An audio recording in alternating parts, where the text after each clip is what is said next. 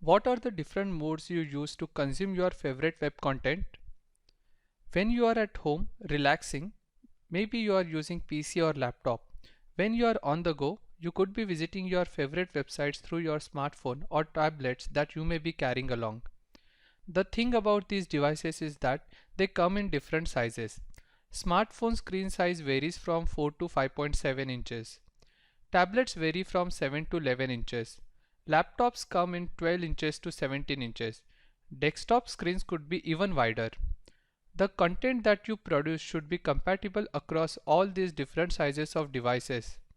We build responsive websites to ensure that content can be consumed across different devices.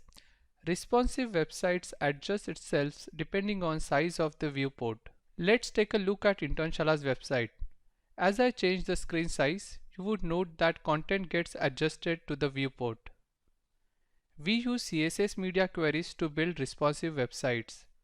Media queries instruct browser how to display content of website depending on different screen sizes. CSS media query consists of @rule media statement. A CSS @rule starts with @symbol and is followed by an identifier. In this case, identifier is media. The @media CSS rule consists of a set of nested CSS style statements which are enclosed inside curly braces with a condition defined by a media query list. Media query list consists of a media type and feature. The CSS properties mentioned inside the curly braces are applied when a media query is true. Media queries have following syntax. It starts with @media keyword followed by media feature condition in the parenthesis. This is followed by CSS property you would like to assign based on value of media feature that you have specified. The media feature condition could be width, height, aspect ratio, orientation, resolution, color, etc. The width media feature is one of the very important media feature. The width media feature is used to style width of the HTML element depending on width of the viewport. We use max width and min width media conditions to specify width of the element. Let's see how to write media query using media feature. Let us go back to our superhero page.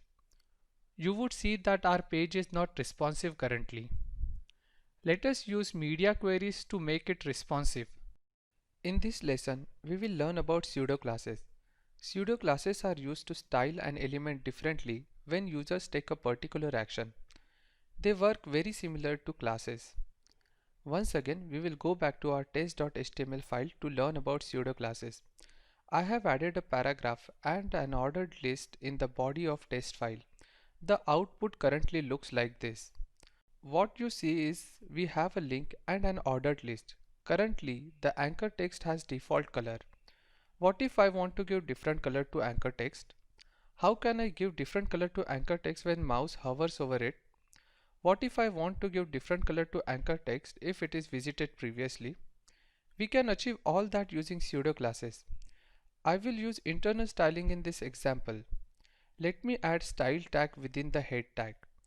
Before we define pseudo classes, let us learn its syntax. It looks something like this. You start with selector followed by colon, then pseudo class's name. Within curly braces you define pseudo class property and its value. In the style container, I have defined style for some of the actions that users can perform over anchor text. I will use anchor text or a tag selector to define pseudo class property for the anchor text. Let me explain what this code is about. Link pseudo class is used to define color of the anchor text when the link is not visited. We are assigning its value as red. Visited pseudo class is used to assign color of anchor text when link is visited. We are assigning green color for visited link. Hover pseudo class is used to assign color of anchor text when you hover mouse over the link. We are using blue color. Active pseudo class is used to assign color of anchor text when you click on the link and hold it. Let us now see the output. You would see that color of the anchor text is not default color but red. When I hover mouse over it, the color changes to blue. When I click and hold the mouse, the color becomes yellow. Let me visit the link now. you would see that color of the link has become green as we have already visited it. The hover pseudo class is very useful when dealing with tables. You can use it to define background or text color of the table rows when someone hovers over it. It can also be used for list items. Let me use it for the list that we have used in this example. Let me style background color of even child item of the list as yellow and that of odd as gray. I will use nhchild pseudo tag for list selector to define background color for it. This is how I will do it. I am also defining hover pseudo class for list selector.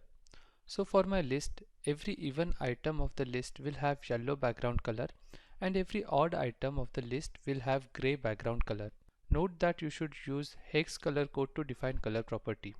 We are using color name as it becomes easier to explain. That's it in this lesson. Please go through helper text section to know more about pseudo classes. No limit on number of keywords this meta tag can have, but it is good practice to have less than 10% of the total words of the web page. But it is good practice to have less than 10% of the total words used on the web page. Otherwise, it could be considered as overstuffing. The next important meta tag is viewport. The viewport is user's visible area of a web page. The viewport varies with the device. This will be smaller on a mobile phone than on a desktop device. A viewport element gives the browser instruction on how to control the page's dimensions and scaling.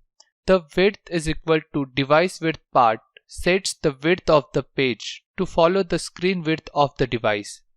The initial scale is equal to 1.0 sets the initial zoom level when the page is first loaded by the browser.